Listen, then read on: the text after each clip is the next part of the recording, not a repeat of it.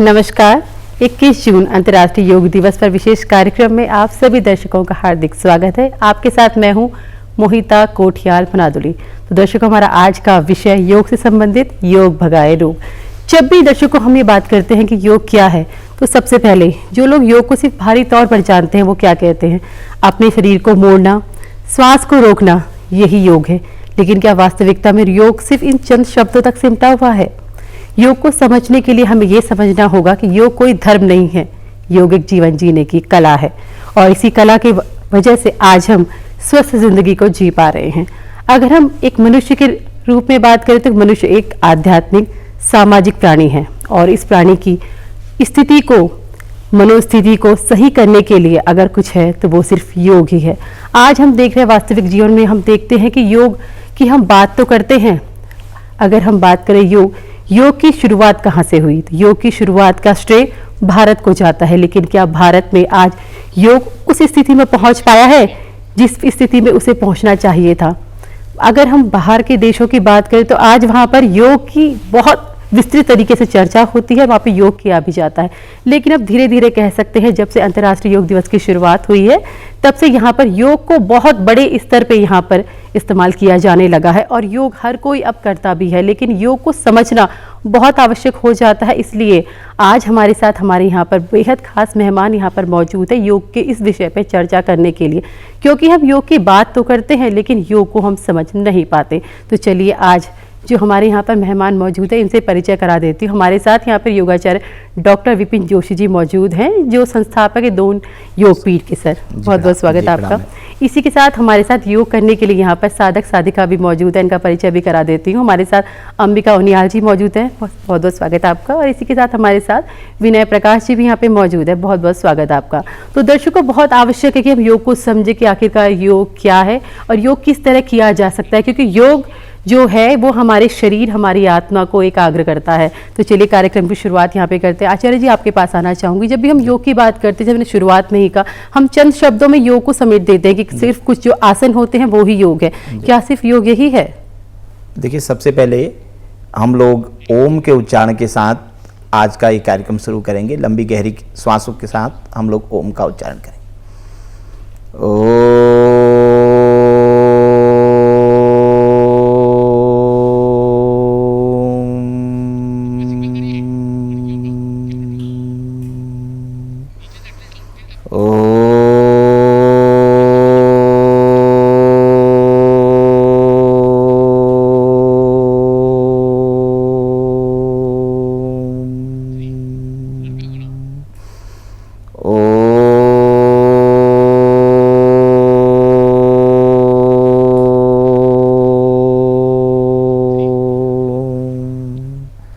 असेतो मा सद्गमय तमसो मा ज्योतिर्गमय मृत्योर्मामृतं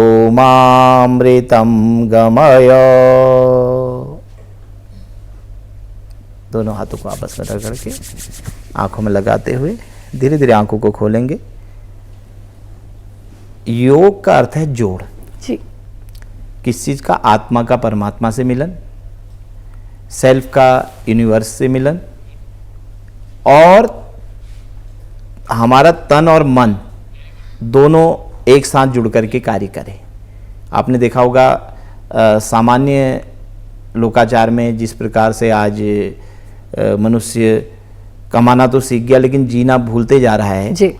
इस दौर में हो क्या रहा है कि हम लोग वाहन चला रहे होते हैं, हमारा मन कहाँ भाग रहा है, क्या कहाँ हम लोग एकाग्र नहीं है और क्या क्या हम सोच विचार कर रहे हैं, और उसी चक्कर में कई बार आपने देखा होगा कुछ अनहोनी हो जाती है जी। तो मन और तन का सामंजस्य सबसे पहले जरूरी है। ईश्वर और आत्मा का मिलन तो बहुत बाद की प्रक्रियाएं हैं, बहुत गहरी प्रक्रियाएं हैं। तो योग जो है ना, योग वे ऑफ लाइफ है, जीवन की एक राह है, जीवन जीने की एक पद्धति है। और नियमित रूप से अगर हम योगाभ्यास करते हैं तो उसका बहुत लाभ होगा। और हमारे जो साधक साधिकाएं यहाँ पर हैं, बहुत अच्छे योग शिक्षक विनय प्रकाश जी यहाँ पर हैं, योगाचार्य हमारी अंबिका उनियाल जी हैं। तो आप लोग धीरे धीरे जो है योगिक जॉगिंग भी आप शुरू करें, जिससे वार्म अप के लिए जो हम अभ्यास करते हैं योगिक जॉगिंग आप शुरू करेंगे तो हम करें आप लोग मैम। तो हम लोग क्या करें, एक तो देखो योग, जैसे अब 21 जून अंतर्राष्ट्रीय योग दिवस कल है 2024। सबसे पहले तो मैं सभी सुधी दर्शकों को अंतर्राष्ट्रीय योग दिवस की बहुत बधाइयाँ और शुभकामनाएं प्रेषित करता हूँ। और ये हमारा परम सौभाग्य है कि देश के योगी प्रधानमंत्री माननीय श्री नरेंद्र मोदी जी ने पूरी दुनिया में आज योग को पहुंचा दिया है, जब से अंतर्राष्ट्रीय योग दिवस हो रहा है। और अब होता क्या है, अंतर्राष्ट्रीय योग दिवस के दिन तो हम लोग योगाभ्यास के लिए निकलते हैं। मैंने देखा खूब फोटो के दौर चलते हैं, कार्यक्रम यहाँ पे आयोजित किए जाते हैं, आयोजित भी होते हैं, और लोग उस दिन अंतर्राष्ट्रीय योग दिवस की टी शर्ट भी पहन लेते हैं और फोटो खींचते हैं, खूब उसको सोशल मीडिया में भी भेजते हैं। बहुत अच्छी बात है, ये सब होना चाहिए। लेकिन योग जो है ये सिर्फ एक दिन करने का विषय नहीं है। जैसे मान लीजिए कोई पर्व त्योहार होते हैं, वो तो एक दिन, शिवरात्रि साल में एक बार आ गई, हमने जल चढ़ा दिया तो कहते हैं साल भर की पूजा का फल। बिल्कुल यही हो गया कि योग को भी अब हम एक त्योहार की तरह, क्योंकि 21 जून को जैसे अंतर्राष्ट्रीय योग दिवस होता है ना, त्योहार की तरह सेलिब्रेट मैं आपसे कहना चाह रहा हूँ। तो हमें करना क्या है, आप जो कंधों के और उसके जो छोटे छोटे अभ्यास हैं उन्हें भी आप करते रहेंगे। तो होना क्या चाहिए, 21 जून जो है ये तो एक जागृत होने का दिन है, संकल्प लेने का दिन है कि हम इस दिन संकल्प लें कि हम साल भर योग करेंगे। इस दिन से हम शुरुआत कर रहे हैं, साल भर हम योग करेंगे। ये बहुत महत्वपूर्ण है। तो आप, क्योंकि योग में थ्योरी जो है कम है, प्रैक्टिकल ज्यादा है जी। और जैसा अभी आपने बताया कि सिर्फ बेंडिंग ट्विस्टिंग योग नहीं है जी, वो तो योग का एक अंग है। उसके अलावा इसमें पूरे जीवन जीने की पद्धति छुपी हुई है।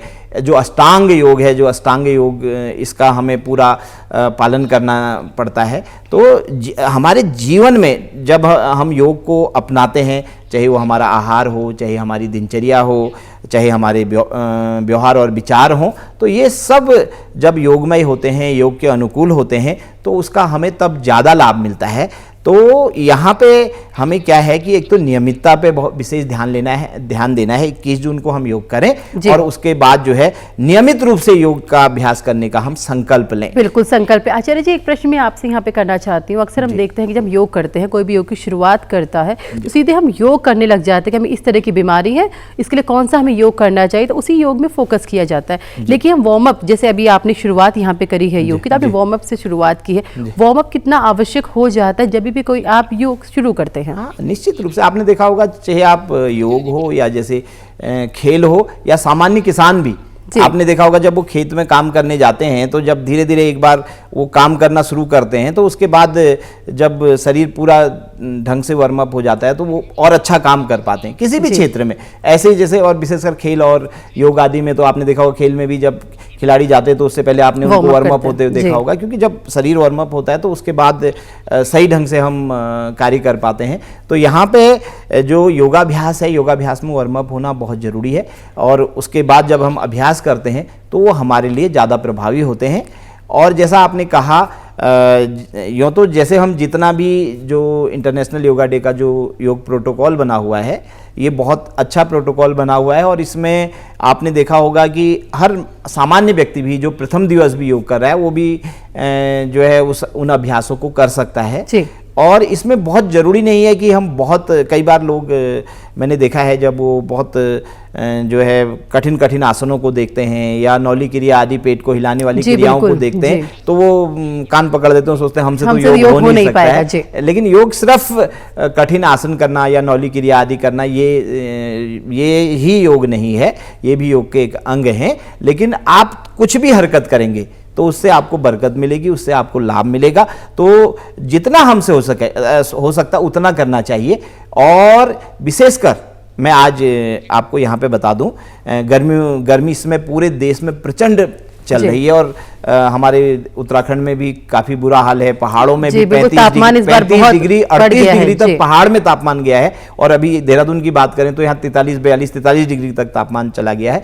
तो ऐसे दौर में हम लोगों को एक विशेष जो ध्यान देना है, वो ध्यान ये देना है कि गर्मियों में बहुत हल्के आसन हमको करने चाहिए, बहुत जो कठिन आसन है उनको हम कम करें। और आसनों के साथ साथ समय का भी बहुत ध्यान रखना है। जितना अगर हो सके तो हमें जो है एकदम सुबह और सायंकाल में आसन करने चाहिए। और उसके अलावा जो है खान पान का विशेष ध्यान रखना है। हम लोग कई बार आसन वगैरह तो करते हैं, लेकिन अपने खान पान पे हम ध्यान नहीं देते हैं, क्योंकि पर्याप्त मात्रा में हमको हरी सब्जियां खानी चाहिए, पर्याप्त मात्रा में हमको दालें खानी चाहिए, पर्याप्त मात्रा में जो है हमको निद्रा लेनी चाहिए, आराम भी बहुत जरूरी है। और अनावश्यक जो है हम बाहर कम निकले, आवश्यक रूप से जब कामों के लिए, ऐसा भी नहीं कि हम अपने को भीतर कैद करें, क्योंकि देखो किसान खेत में काम कर ही रहा है, मजदूर अपना काम कर ही रहा है, लेकिन जो विशेषकर जो दोपहर का समय है, जब ज़्यादा धूप है, उस समय हम लोगों को थोड़ा सा धूप का भी बचाव करना चाहिए और पानी पर्याप्त मात्रा में पिए, क्योंकि पानी पीना बहुत जरूरी है। जी बिल्कुल। और उसके अलावा योगाभ्यास करें, नियमित करें, लेकिन थोड़ा सा जो हल्के अभ्यास हैं उनको आप ज़्यादा करेंगे। प्राणायाम में जैसे शीतली प्राणायाम है, अनुलोम विलोम प्राणायाम है, ये बहुत प्रभावी है इस समय जिस प्रकार का अभी प्रतिकूल मौसम है। और उसके साथ साथ जैसे सब आसनों को करने के बाद, जब हमने सब आसन कर लिए, उसके बाद हमें सब आसन जरूर करना चाहिए, जिसको सब या सौ आसन भी बोलते हैं, क्योंकि उससे क्या हो जाता है कि एक पूरा रिलैक्सेशन मिलता है। योग में व्यायाम के साथ साथ जो है रिलैक्सेशन भी बहुत महत्वपूर्ण है, तो ये हमें करना चाहिए। आचार्य जी देखिए, बहुत महत्वपूर्ण ये हो जाता है, जैसे हमारा आज का जो विषय है कि योग भगाए रोग, तो हम इसमें कुछ रोगों के बारे में यहाँ पे बात करें, और आपके जो यहाँ पर आचार्य जी साधक साधिका मौजूद है, तो ये हमें योग करके भी दिखाएं। लेकिन अगर हम सबसे पहले बात करें, आजकल के दौर में स्ट्रेस तनाव हमें बहुत ज़्यादा है, तो स्ट्रेस रिलीफ करने के लिए अगर हम एज टू एज बात करें, तो किस तरह के योग अभ्यास हमें करने चाहिए जिससे हमें तनाव ना हो? देखिए, स्ट्रेस मैनेजमेंट में एक तो जो हमारा भ्रामरी प्राणायाम है जी, ये बहुत महत्वपूर्ण रहता है। अगर हम भ्रामरी प्राणायाम करें, आप लोग बैठ जाइए, एक बार भ्रामरी प्राणायाम हमारे ये किस एज ग्रुप के लोग कर सकते हैं? कोई भी कर सकता है। अच्छा, ये सब कर सकते हैं। मतलब जो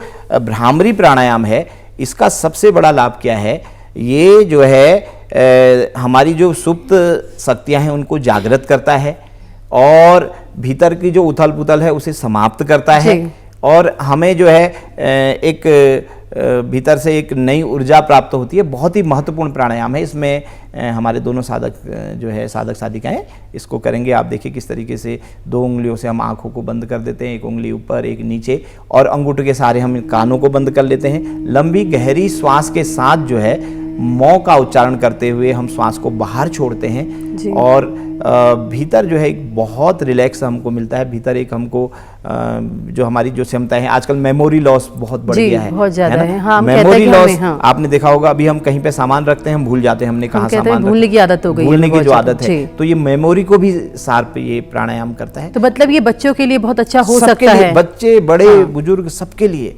क्योंकि ये प्राणायाम है और बहुत महत्वपूर्ण जो है ये भ्रामरी प्राणायाम रहता है। इसमें भ्रमर की सी आवाज निकलती है, इसलिए इसको भ्रामरी प्राणायाम बोलते हैं। आचार्य, जैसे ये हो गया कि स्ट्रेस रिलीफ करने के लिए हर उम्र के लोग इसे कर सकते हैं। एक अगर हम बच्चों की बात करें तो कहीं पे एकाग्रता नहीं बन, कुछ बच्चे जो होते हैं कि स्ट्रेस को समाप्त करने के लिए, मतलब जैसे जो सामान्य हम योगाभ्यास वो तो करें ही करें, उसके बाद एक भ्रामरी प्राणायाम, एक जो सब आसन है, सब आसन है, सब आसन भी बहुत महत्वपूर्ण इसमें रहता है, क्योंकि इसमें हम एकदम एकाग्र होकर के, जितना वो सरल दिखता है उतना ही अगर उसको विधिवत किया जाए तो उतना ही कठिन भी है। और जब हम उसको विधिवत हम अगर सब आसन करना सीख जाएं, जिसमें योग निद्रा भी एक उसका एक बहुत महत्वपूर्ण अंग है, अगर हमें योग निद्रा अगर आने लग जाए तो उसमें जो थोड़ी देर की योग निद्रा है वो हमें 5-6 घंटे की नींद से जो ऊर्जा मिलती है वो कुछ मिनट की जो योग निद्रा है उसके द्वारा हम प्राप्त कर सकते हैं। तो इसमें सब आसन भी एक बहुत महत्वपूर्ण है। एक आजकल जैसे आपने देखा हो कि मधुमेह का रोग जो है लगभग हर तीसरे आदमी को है, और काफ़ी लोग उससे ग्रसित हैं, तो उसके लिए कुछ अभ्यास, एक मंडूक आसन हम लोग कर लेंगे। मंडूक आसन बहुत महत्वपूर्ण है इसके लिए। इसमें देखिए दोनों हाथों को हम मुट्ठी बनाते हैं और किस तरीके से नाभि में रखते हैं, लंबा गहरा श्वास लेते हैं और श्वास छोड़ते हुए हम आगे की ओर झुकेंगे, थोड़ी देर होल्ड करेंगे। मंडूक आसन जो है ये बहुत महत्वपूर्ण है, और इससे मधुमेह जो है नियंत्रित होता है, और सही ढंग से जो है हमारे इंसुलिन का स्राव होने लगता है, और उससे जो है धीरे धीरे इसका धीरे धीरे श्वास लेते हुए ऊपर, श्वास छोड़ते एक बार नीचे फिर जाएंगे, इसमें हम कपालभाति भी कर सकते हैं, नीचे झुक करके कपालभाति 25, 30, 50 बार, जितनी बार हमसे हो सकता है, उससे काफ़ी लाभ जो है। मतलब वही है ना कि आचार्य जी, मतलब हमें जो समय सीमा है वो धीरे धीरे बढ़ानी है ना, जैसे कोई शुरुआत अगर कर रहा है इस तरह की योगों की, करें हम पूरा जी, लेकिन शरीर की क्षमता को पहचानना है, अपनी क्षमता को। हाँ, मतलब हम ऐसा नहीं कि जैसे मान लीजिए कोई रोज का अभ्यास वाला व्यक्ति है, वो काफी एनर्जेटिक भी होता है, हाँ, मतलब जो है बहुत अच्छे पोज कर रहा है और काफी ऊर्जा से कर रहा है, तो हमें ये देखना है कि हमारी शरीर की क्या क्षमता है, हम कितना शरीर बेंड हो सकता है, कितना बेंड शरीर ट्विस्ट हमें दूसरे की शारीरिक क्षमता के आधार पर कोई योग नहीं करना है। हाँ, हमने अपनी शरीर की क्षमता को पहचानना है कि हमारी शरीर की क्या क्षमता है। हम जब उस हिसाब से योगाभ्यास करते हैं तो वो हमारे लिए ज़्यादा फायदेमंद भी है। और जैसे होता क्या है, आपने देखा होगा, हम कई बार हमारे योग केंद्रों में भी लोग आते हैं, 1-2 दिन बड़े उत्साह उल्लास और बहुत ही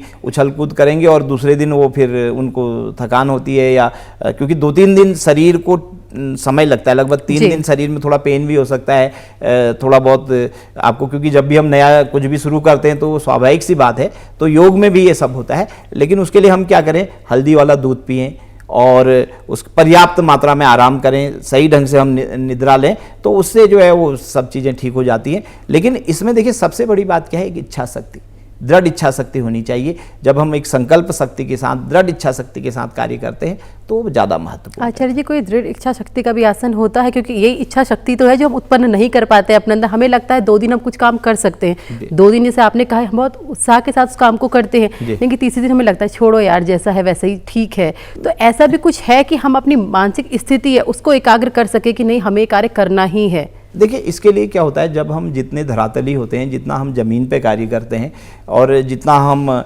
समाज में घूमते हैं फिरते हैं, जितना हम स्ट्रगल करेंगे, तो उससे कहीं ना कहीं संकल्प शक्ति भी बढ़ती है, इच्छा शक्ति भी बढ़ती है। और कहा भी गया है, अगर मान लो तो हार है, ठान लो तो जीत है। तो हार और जीत के बीच में एक छोटा सा ही तो अंतर होता है। तो इसलिए एक पूरे संकल्प शक्ति के साथ, इच्छा शक्ति के साथ, उत्साह के साथ, उल्लास के साथ, ऐसा नहीं कि किसी ने, अब कई लोग योग में आते हैं अजीब सा आड़ा टेढ़ा मुंह करके नींद में ही वहाँ बैठे हुए हैं, एकदम।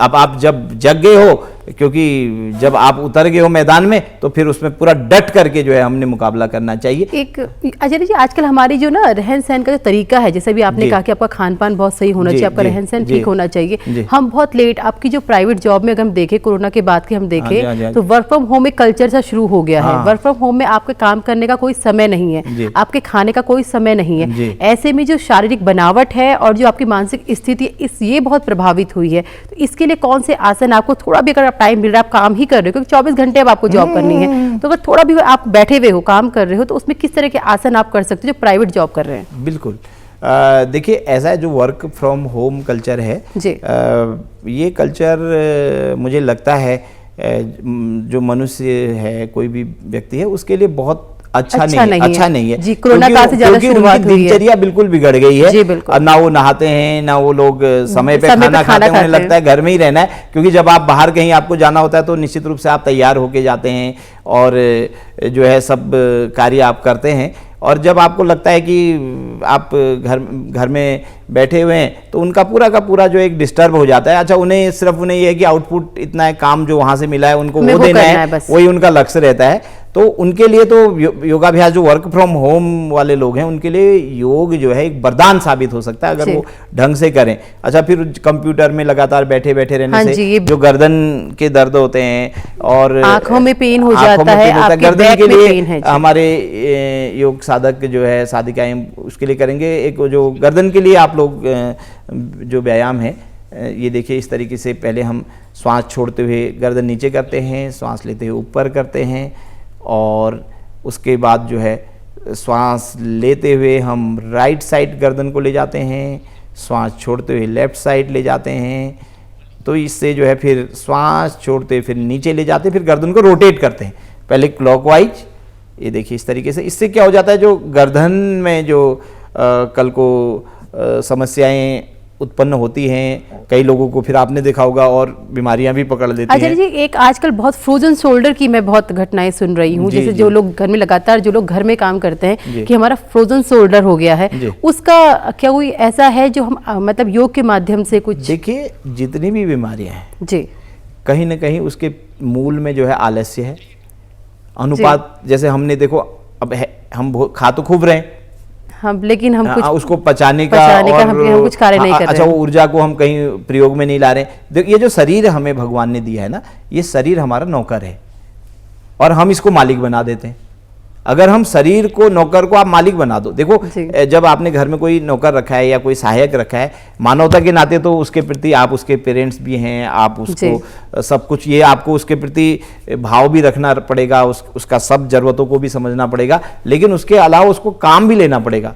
अब अगर आप पूरे उसके हिसाब से चलने लग जाओ तो वो तो आपको गुलाम बना लेगा। तो ये स्थिति आज हमारी है। जो शरीर हमें भगवान ने जो है ये नौकर दिया था, सेवक दिया था, सहायक दिया था, हमने करा क्या, हमने इसको बना दिया मालिक। अब ये दौड़ाता है, जीभ ने कुछ स्वाद ढूंढा तो एकदम हम वहां भाग गए, यानी हम शरीर के हिसाब से चलने लग गए और हमने इससे काम लेना बंद कर दिया। तो इस शरीर से हमें कहीं ना कहीं काम लेना पड़ेगा, चाहे आप मॉर्निंग वॉक करके आप इससे काम लो, चाहे आप खेतों में जो है खुदाई करके या गुड़ाई निराई करके आप इससे काम लो, चाहे आप घर के सारे काम अपने हाथ से करके इससे काम लो। और योग तो सबसे बड़ा माध्यम है, क्योंकि योग के द्वारा क्या होता है, जो हमारे बॉडी के साथ साथ जो हमारे जितने भी भीतरी अंग प्रत्यंग हैं उनका भी अभ्यास, उनका भी व्यायाम होता है जी। ब्लड सर्कुलेशन बॉडी के हर सेल तक पहुंचता है और ब्लड हर बॉडी के हर सेल तक पहुंचता है, ऑक्सीजन हर सेल तक पहुंचती है, तो उसका जो है हमें लाभ मिलता है। और योग तो वे ऑफ लाइफ है, क्योंकि जब दरअसल क्या है, इस शरीर को एक्टिव रखना है। आपने देखा होगा, जैसे मान लीजिए आप भौतिक चीजों को भी, आप मशीन कोई है अगर घर में रख लो, उसको यूज ना करो तो वो भी जाम हो जाती है जी, बिल्कुल, है ना। और शरीर को तो हमें जब जितना इसको एक्टिव रखेंगे, जितना इससे हम कार्य लेंगे, तो उतना ये आगे तक हमारा सहयोग देगा। आचार्य, जैसे हम देख रहे हैं कि अक्सर ऐसा होता भी है कि जैसे अभी यहाँ पे वो चल रही है, यात्रा चल रही है, जो वाहन चालक होते हैं वो लगातार गाड़ी चलाते रहते हैं, क्योंकि इसी वक्त उन्हें कार्य भी मिलता है। ऐसे हम देखते हैं दुर्घटनाएं हो जाती हैं, क्योंकि वो सो नहीं पाते, उन्हें आराम नहीं मिल पाता। ऐसे में कोई लंबे रूट में अगर जा रहा है, थोड़ा वक्त उसे मिल रहा है, तो जैसे आपने कहा कि आप बहुत थोड़े से एक छोटा योग करके भी आप अपनी नींद को पूरी कर सकते हैं, तो उन लोगों के लिए क्या है कि वो स्ट्रेस रिलीफ जो है, जो गाड़ी चला रहे हैं कंटिन्यूअस, वो आगे का सफर है निर्विघ्न कर सके, तो कैसे वो कोई ऐसा योग करे जिससे उन्हें दिक्कत ना हो गाड़ी चलाने में आगे? जी, आप वज्रासन, हाँ वज्रासन में इसका उष्ट्रासन आप कर लीजिएगा। उष्ट्रासन बहुत महत्वपूर्ण आसन है। देखिए, जो हमारे वाहन चालक हैं, चूंकि मैं भी काफ़ी यात्राएं करता हूँ, जाता हूँ, तो हम लोग हमेशा ये ध्यान रखते हैं, आप जो लोग वाहन में बैठने वाले लोग हैं, वो चाहे 2-3 घंटा इधर उधर घूमें, गपशप भी करें, अपने ड्राइवर के लिए एक तो बढ़िया ऐसी जगह उसके लिए जरूर दें जहां पे वो पर्याप्त मात्रा में वो नींद ले सके जी। उसके खान पान का ध्यान रखें जी। कई बार हमें लगता है ये तो ड्राइवर आदमी है, गाड़ी में सुला देते हैं या कहीं ऐसी जगह सुला देते हैं जहां उसे मच्छर काटते हैं या कोई और कारणों से वो ढंग से नींद नहीं सो पाता है, तो उसमें उसके साथ 5-7 और जिंदगियां जो वाहन में बैठी हैं वो जुड़ी हैं। अभी 2-3 दिन पहले आपने देखा होगा, लगातार पहाड़ों में दुर्घटनाएं हो रही हैं, तो कहीं ना कहीं उसके पीछे कारण, क्योंकि निद्रा भी अपने आप में एक योग ही है जी। आपने देखा होगा, जब सही ढंग से हमें नींद आती है तो बहुत हमें रिलैक्स मिलता है। तो इसमें जो वाहन चालक वगैरह हैं, वो लोग अगर थोड़ी देर अपना प्राणायाम वगैरह कर लें, थोड़ा सा जो योग के जो प्रारंभिक पोस्टर हैं इनको कर लें। अब जैसे अभी हमारे योग साधक साधिकाएं आप देख रहे हैं किस तरीके से ये उष्ट्रासन है, बहुत अच्छा आसन है। मतलब अगर वो पूरा जैसे सूर्य नमस्कार ही अगर वो कर लें, सूर्य नमस्कार के 4-5 स्टेप अगर वो जैसे जहां भी उन्हें समय मिलता है, तो असल में देखिए योग से क्या होता है, ये एक सिर्फ शारीरिक व्यायाम नहीं है, इससे ये स्पिरिचुअल एक्सरसाइज भी है। एक मानसिक रूप से भी हमें एक ऊर्जा मिल जाती है, पॉजिटिविटी हमको मिलती है। तो आपने देखा किस तरीके से बहुत ही सुंदर ढंग से जो है ये उष्ट्रासन इन्होंने किया। इसके बाद आप बाल आसन या बेबी पोज जिसको बोलते हैं, इसमें आप आगे देखिए, ये रिलैक्सेशन के लिए बहुत अच्छा अभ्यास है। जैसे इस अभ्यास में अगर आप आ जाते हैं तो ये बहुत ही सुंदर अभ्यास है। तो उन्हें कुछ इस तरीके से, क्योंकि शरीर को श्रम भी मिलना चाहिए। आपने जैसा बताया कि चाहे वर्क फ्रॉम होम वाले लोग हों, चाहे ड्राइविंग वाले या कोई भी, जो भी लोग, सब लोग कहीं ना कहीं अपने फील्ड में काम कर रहे हैं, तो जैसा शरीर का शेप बिगड़ जाता है या शरीर में जो है आलस्य बना रहता है, तो इस आलस्य को भगाने के लिए और शेप को ठीक करने के लिए बहुत जरूरी है कि हम नियमित रूप से योगाभ्यास करें, और जो बेसिक इसमें अभ्यास है उनको तो हम जरूर करें। आचार्य जी, एक और मैं, जैसे शिक्षक होते हैं आज के हम देखते हैं कि पहले के शिक्षक और अब की शिक्षक में बहुत परिवर्तन आ गया है, शिक्षा प्रणाली में बहुत परिवर्तन आ गया है। जो शिक्षक होते हैं बैठ नहीं पाते, पूरे टाइम सुबह 7 बजे चले जाते हैं, 3-4 बजे तो उनका टाइम होता है, वो पढ़ाते ही रहते हैं, उनको बैठना भी अलाउड नहीं होता है। ऐसे में उनको बहुत तरह की बीमारियां हो रही है, तो ऐसे शिक्षकों के लिए कुछ बताइए। तितली आसन बहुत जी टीचर्स के लिए आपने कहा है। देखो, टीचर जो है वो समाज का दर्पण भी है और समाज का मार्गदर्शक भी है, और जो टीचर हैं या जो जिन लोगों से समाज प्रेरणा लेता है, उनको जैसे घर की बहू होती है ना, लोग उस तरीके से उसको देखते हैं कि उनका आचरण कैसा है, उनका व्यवहार कैसा है, उनका खान पान कैसा है, उनका रहन सहन कैसा है। तो अब ये जब से उपभोक्तावाद और बाजारवाद का दौर चला, तो सब चीज़ों की परिभाषाएं बदली हैं। जी बिल्कुल। और हर जगह प्रथम चीज पैसा हो गया है।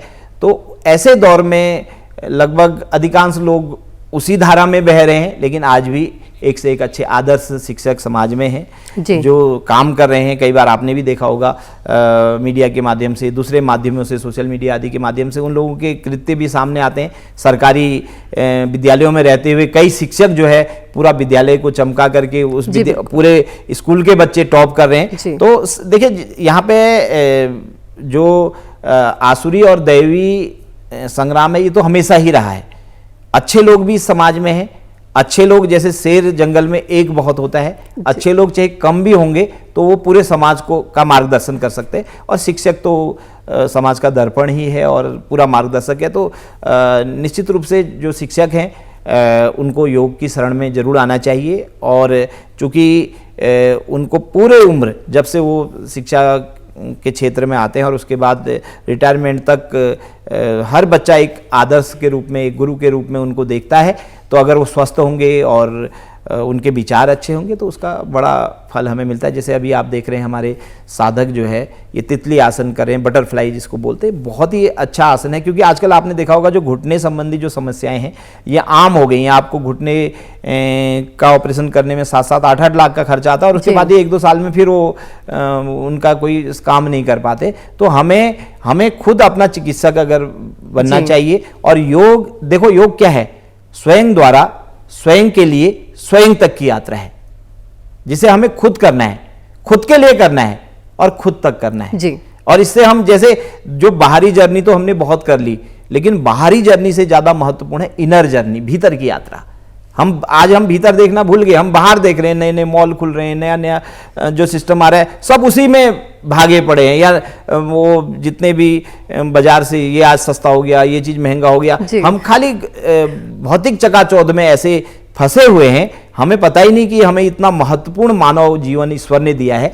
तो हमारे ऋषि मुनियों ने हजारों हजार साल शोध करके योग के रूप में एक ऐसी जीवन जीने की पैथी हमें दी है, एक ऐसे जीवन जीने की पद्धति दी है जो हमें जो है हम, जिससे हम तुरंत, देखो योग का एक फायदा क्या होता है, तुरंत आज से हमने योग आरंभ किया तो आज से ही आपको लाभ मिलना शुरू हो जाएगा। आचार्य जी, हमारे समय यहाँ पे समाप्त होने की घोषणा हो रही है, तो आप चलते चलते क्या कहना चाहें मेरे दर्शकों को? मैं सबसे पहले तो सभी सुधी दर्शकों को अंतर्राष्ट्रीय योग दिवस 2024 की एक बार पुनः बहुत बहुत शुभकामनाएं देता हूं।